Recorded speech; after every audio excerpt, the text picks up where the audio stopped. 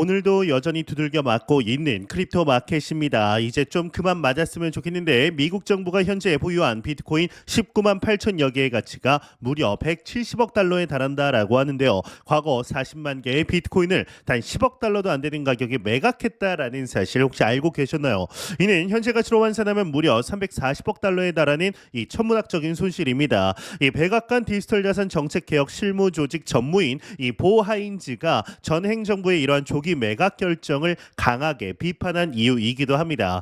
암호화폐 시장의 급변하는 상황 속에서 오늘은 특히 XRP ETF 승인 가능성과 트럼프 행정부의 암호화폐 정책 변화에 대해서 깊이 들여다보겠습니다. 미국 증권거래위원회 SEC와 리플 간의 오랜 법적 분쟁이 마무리되면서 암호화폐 업계 판도가 크게 바뀌고 있는 것이 사실입니다. ETF 스토어 대표 네이트 게라치의 경우는 최근 이 소송이 종결되면서 세계 최대 자산 운용사인 블랙록과 이 피델리티가 곧 XRP ETF 시장에 진출할 것이라는 중대한 전망을 내놓았습니다. 그동안 두 자산 운용사는 비트코인과 이더리움 ETF에는 참여했지만 XRP ETF 신청은 규제 불확실성 때문에 미뤄왔다라는 게라치의 분석은 암호화폐 시장의 다음 변곡점을 정확히 짚어내고 있는데요. 이러한 상황은 XRP 시장의 새로운 제도적 투자자들의 유입을 의미하는 동시에 암호화폐 시장 전체의 성숙도를 한 단계 끌어올릴 수 있는 결정적 계기가 될 겁니다. 이 코인게이프가 SEC 내부 관계자로부터 입수한 정보에 따르면 XRP ETF는 시간 문제일 뿐이라고 합니다. 실제 21쉐어스와 그레이스케일이 이미 XRP ETF 신청서를 제출했고 SEC도 이를 공식적으로 접수한 상태라는 점은 상당히 고무적인 신호입니다. 이 리플의 CEO 브래드 갈링하우스 역시 XRP ETF는 반드시 나올 것이라며 확신에 찬 발언을 한 바 있는데요. 여기에 기술 분석가 빈센트 반코드의 경우는 더 구체적으로 2025년 5월 22일까지 여러 XRP ETF가 승인될 것이다라는 대담한 예측까지 내놓았습니다.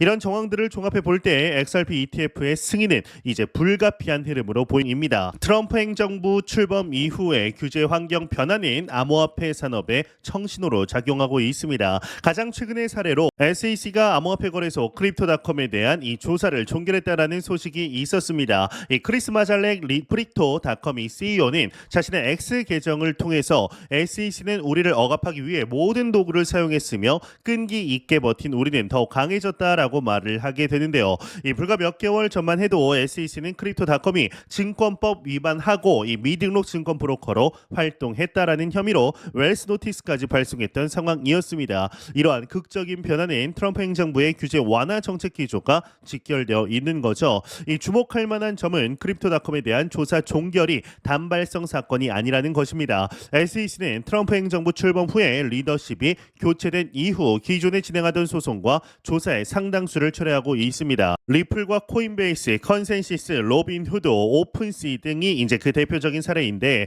이는 암호화폐 산업에 대한 미국 정부의 근본적인 접근 방식이 변화하고 있음을 시사합니다. 더욱이 마잘렉 CEO가 트럼프 대통령과의 개인적 친분을 바탕으로 암호화폐 위원회로 불리우는 이 대통령 직속 디지털 자산 실무 그룹의 주요 후보로 거론된다라는 점은 이 암호화폐 업계와 미국 정부 간의 관계가 새로운 국면에 접어들었음을 의미하게 됩니다. 한편 미국 정부의 암호화폐 보유 전략에도 중대한 변화가 감지되고 있습니다. 28일 미국 정부가 태국인 왕파된 사해헨으로부터 몰수한 12억엔 약 116억 원 상당의 비트코인을 특정 지갑으로 이동시킨 것으로 확인이 되었는데요. 아캄 인텔리전스에 따르면 이 자산은 투자 사기와 관련된 압수물로 바이낸스 계정에서 압수된 47개의 비트코인을 포함해 도지코인, 이더리움, 카르다노 등 다양한 암호화폐가 포함되어 있습니다. 특히 이 자산은 10달러 상당의 비트코인을 한 주소로 나머지는 다른 주소로 나뉘어 전송했다라는 점이 특이한데요.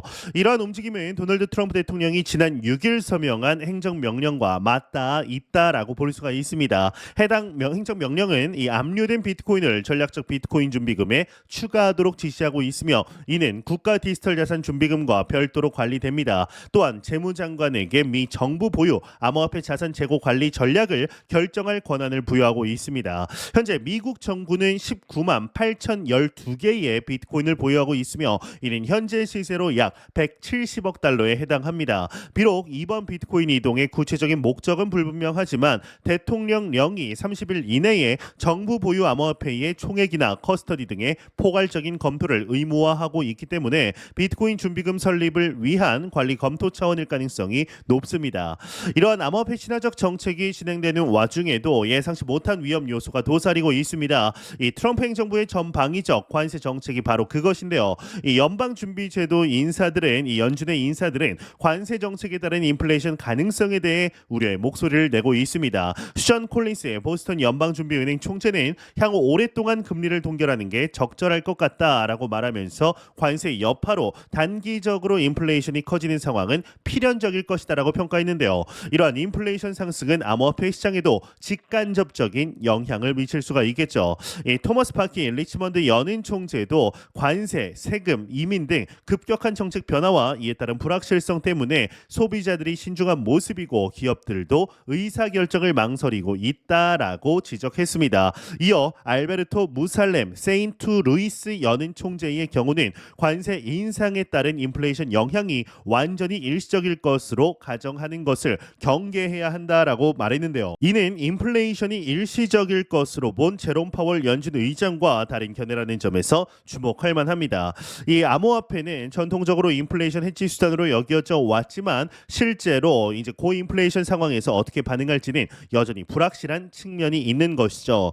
이런 경제적 불확실성 속에서 트럼프 행정부의 또 다른 주요 정책이 주목을 받고 있습니다. 바로 정부 효율부 이 DOG를 이끄는 일론 머스크는 5월 말까지 1조 달러 약 1,450조 원의 연방 정부 비용 절감을 완료할 계획이다라고 밝혔습니다. 이 머스크는 트럼프 대통령의 임기가 시작된 지난 1월 20일부터 130일 이내에 이 정도의 비용 절감을 이뤄낼 수 있다라고 자신했는데요. 그는 해당 기간 내에 1조 달러의 비용을 줄이기 위해 필요한 대부분의 작업을 완료할 것이라며 현재 약 7조 달러에 달하는 연방 지출을 6조 달러로 줄일 수 있다라고 덧붙이게 됩니다. 이러한 대규모 재정 구조 조정은 이 암호화폐 시장에도 상당한 영향을 미칠 수가 있습니다. 정부 지출 감소는 일반적으로 경기 위축으로 이어질 가능성이 있으며 이는 위험 자산으로 분류되는 암호화폐 시장에 부정적인 영향을 줄 수가 있습니다. 반면 재정 건전성 강화로 인한 경제 불확실성 감소는 장기적으로 암호화폐를 포함한 자산 시장 전반에 긍정적으로 작용할 수도 있습니다. 특히 중요한 것은 머스크와 메디케어와 이 사회 보장 같은 프로그램들이 사기와 낭비로 넘쳐난다라고 주장하며 이 분야의 개혁을 시사했다라는 점입니다. 이러한 사회 보장 제도의 변화는 미국 경제 전반에 광범위한 파급 효과를 가져올 수가 있습니다. 이 정부 효율부의 활동 중에 주목할 만한 또 다른 부분은 이 연방 정부의 대규모 인력 감축입니다. 이 머스크는 거의 아무도 해고되지 않았다라고 주장했지만 최근 몇 주 동안 보건복지부는 1만 명의 직원을 감축한다라고 밝혔고 이 교육부는 직원의 절반을 줄인다라고 발표했습니다. 이러한 인력 감축은 단기적으로 정부 서비스의 효율성과 질에 영향을 미칠 수 있으며 간접적으로는 경제 전반의 신뢰도에도 영향을 줄 수 있습니다. 특히 머스크의 활동이 반발을 불러일으키며 테슬라 차량을 겨냥한 공격이 이어지고 있다는 점은 정치적 갈등이 특정 기업과 자산의 가치에 직접적인 영향을 미칠 수 있음을 보여주는 사례입니다. 이 정부 효율부의 구체적인 활동 중 흥미로운 부분은 연방 정부의 신용카드 사용에 대한 검토입니다. 정부 효율부 최고 운영 책임자인 이 스티브 데이비스는 연방 정부에는 약 230만에서 240만 명의 직원에게 약 460만 개의 신용카드가 지급되고 있다라며 이는 말이 되지 않는다라고 지적했습니다. 머스크도 분명 사람 수보다 신용카드 수가 많아서는 안 된다라고 거들었는데 이러한 세부적인 비용 관리가 전체 1조 달러 절감 목표에 어떻게 기여할지 그리고 그 과정에서 어떤 정부 서비스가 영향을 받을지는 지속적으로 주목할 필요가 있습니다. 지금까지 살펴본 내용을 한번 종합을 해보도록 하겠습니다. 종합을 해보면 현재 암호화폐 시장 상황은 5가지 핵심 포인트로 정리할 수가 있습니다. 첫 번째로는 리플과 SEC 간의 소송 종결로 XRP ETF 승인 가능성이 크게 높아졌다라는 겁니다. 두 번째로는 이 블랙록과 피델리티와 같은 거대 자산 운용사들이 XRP ETF 시장에 진출할 것으로 예상되며 세 번째로는 트럼프 행정부의 규제 완화 기조로 크립토닷컴을 비롯한 여러 암호화폐 기업들에 대한 조사가 종결되고 있습니다. 네 번째로는 미국 정부는 압류한 비트코인을 전략적 비트코인 준비금으로 관리하는 방안을 추진 중입니다. 다섯 번째로는 트럼프 행정부의 관세 정책과 대규모 정부 지출 감축은 인플레이션 및 경제 불확실성으로 이어져 암호화폐 시장에 복합적인 영향을 미칠 수가 있습니다.